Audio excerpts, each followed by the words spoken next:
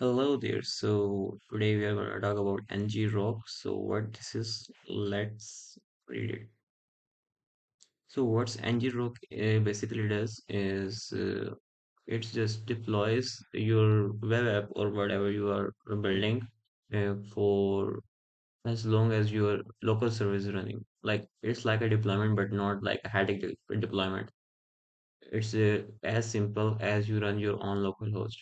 So whenever I'm working on some sort of freelance project, I have to update my client about a certain things, and he is not interested in the code. So I just share a link with him, giving him instructions on what has been made till now till date, and yeah, that's how things work.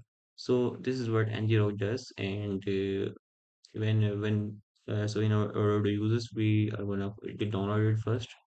In the download, we have certain commands for downloading it.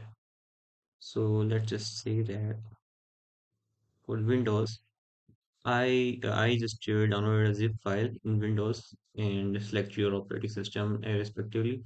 And in the downloads, I have zip folder which I unzipped and I got this.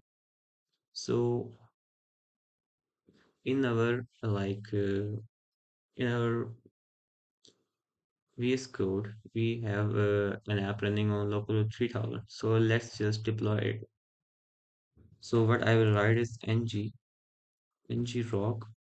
http 3000. So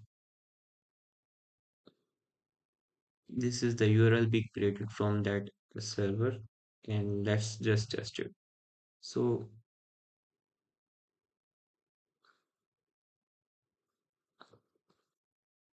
our app is, yes, first is just gives you a disclaimer before entering the site, and then it redirects you.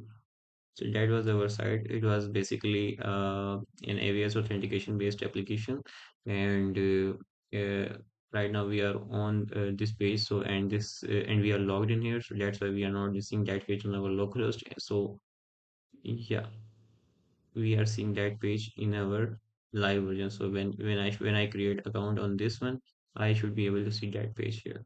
So that's what it was all about, and as easy but useful as possible. Thank you.